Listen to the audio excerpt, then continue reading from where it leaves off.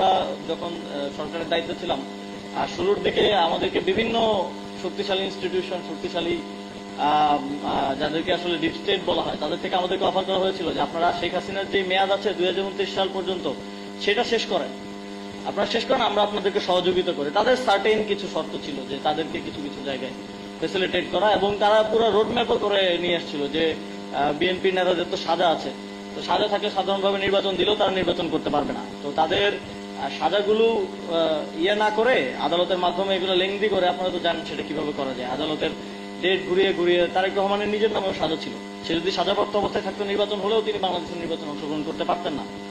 তো তারা পুরো স্ট্র্যাটেজি আমাদেরকে সাজিয়ে দিয়েছিল যে কিভাবে ক্ষমতায় থাকা যায়, তাদের সাথে এক ধরনের নেগোসিয়েশন, সমঝোতার ভিত্তিতে। ডক্টর ইউনূস যে কাজ করতে পারবেন না, সে যে লোভী মানুষ, আমরা অনেক আগের থেকে জানতাম, বুঝতাম, কিন্তু আমরা যেটা অনেকে তার ব্যাপারে সফট ছিলাম, আমি নিজেও ছিলাম, এই কারণে তার একটা ব্র্যান্ডিং ছিল, ইন্টারন্যাশনাল ব্র্যান্ডিং।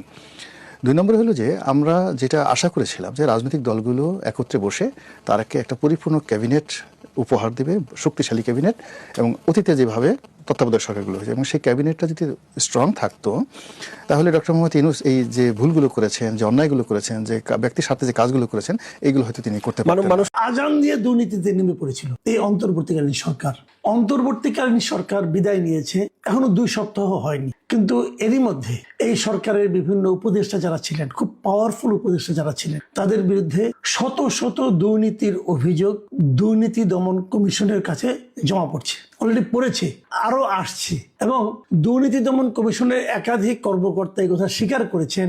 এই অভিযোগের চেহারা দেখে তাদের মনে হচ্ছে এটা একটা রেকর্ড হতে যাচ্ছে। মানে এত বেশি অভিযোগ এত অল্প সময়ে এর আগে কোনো সরকারের বিরুদ্ধে আসেনি। মাত্র 1.5 বছরের জন্য তারা দায়িত্ব নিয়েছিলেন, এবং এই 1.5 বছরে ওই যে বলে না গ্রামে একটা কথা আছে না, যে আজান দিয়ে দুর্নীতি করা, এরা এই আজান দিয়ে দুর্নীতিতে নেমে পড়েছিল এই অন্তর্বর্তীকালীন সরকার। সরকারে যারা সর্বোচ্চ ব্যক্তি ছিলেন, যারা উপদেষ্টা ছিলেন, তারাই এই কাজ করেছেন।